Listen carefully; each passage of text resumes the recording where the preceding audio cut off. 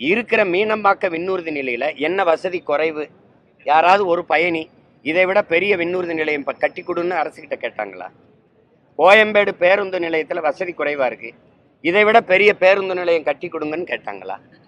இங்க பாருங்கய்யா, கோயம்பேடு பேருந்து நிலையம் தேவை, மீனம்பாக்க விண்ணூர்தி நிலையம் தேவை, 4 வழி சாலை என்பது தேவை.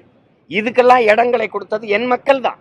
ஆனால் அதுபோக கிளாம்பாக்கத்தில் 410 கோடியில், அங்கே 450 கோடியில் இந்த பேருந்து நிலையம், அங்கே 1301 ஏக்கரில் விண்ணூர்தி நிலையம் இருக்கும்போது, பறக்க விண்ணூர்தி இல்லாத போது மறுபடியும் 5369 ஏக்கரில் நான் விண்ணூர்தி கட்ட போறேன்னு சொல்றது அது தேவையில்லை, பேராசை.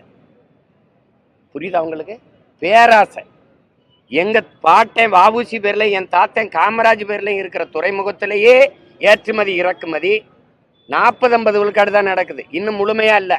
அங்க வந்து சரக்கு அப்படியே காத்து கிடக்கு, ஏற்றுமதி ஆகல, சரக்கு கப்பல்லே இருக்கு, இறக்குமதி செய்ய முடியல. அப்படி ஏதாவது பிரச்சனை கேள்விப்பட்டியல? அப்புறம் எதுக்கு நீ 6110 ஏக்கர்ல யாரை கட்டுற? எது கட்டுறா நீ? இது இயற்கை துறைமுகம், அது செயற்கை துறைமுகம். மறுபடியும் என் மலையை உடைப்ப, பல லட்சக்கணக்கான டன் கல்ல கொண்டாந்து கொட்டுவ. அங்க பவளப்பாறை இருக்கு, கடலுக்குள்ள காடு இருக்கு, அதான் பவளப்பாறை. அதுக்குள்ளதான் வந்து மீன், இறாலு, நண்டுலாம் முட்டையிட்டு குஞ்சு பிரிக்குது, அதை போட்டு மூடி விட்டுருவேன். புரியுதா நான் சொல்றது?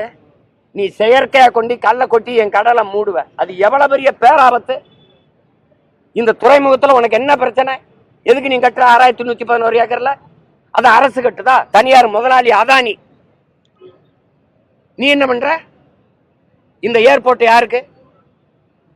இதை இண்டிகோ தான் பரப்பாரு, இதை இண்டிகோ தான் பரப்பாரு. ஒரு முதலாளி லாபம் ஈட்டுறதுக்கு மக்கள் காசுல 20,000 கோடி, 20,000 கோடி, 30,000 கோடின்னு செலவு பண்ணுவேன். என் விளைநிலத்தை பறிச்சுக்கிட்டு அதுல ஏர்போர்ட் கட்டி பரப்ப. சரி, எங்க பறந்து போற சொல்லு? எந்த ஊருக்கு பறக்கிற? பசியோடு இருக்கவனை பத்தி கவலைப்படாம பறந்து போறவனை பத்தி கவலைப்பட்டுக்கிட்டு இருக்க நீ. தம்பி, நீங்க இங்க பாருங்க ஐயா, உன்னை கவனிச்சுக்கணும். நீ சந்திர மண்டலத்துக்கு சந்திராயன் அனுப்பலாம், சயின்டிஸ்டுக்கு சாப்பாடை என் சம்சாரி தான் அனுப்பணும், விண்வெளிக்கு விண்கலத்தை அப்படி ஏவி ஏவி இறக்கலாம். ஆனா அந்த விஞ்ஞானிக்கு சோறு என் விவசாயி தான் அனுப்பணும். அதை மனதில் வச்சுக்கிட்டு வேலையை செய்யணும். சாப்ட்வேர்ல வேலை, சாப்பிட்டு போய் தான் வேலை செய்யணும் ராஜா. சேட்டை பண்ணிட்டு அலையக்கூடாது. பங்களாதேஷ்லையும் இலங்கையிலையும் வந்த பொருளாதார நெருக்கடி இந்த ட்ரம்ப் போட்டதில் இப்போ நெசவு முழுக்க முடிஞ்சு போச்சு.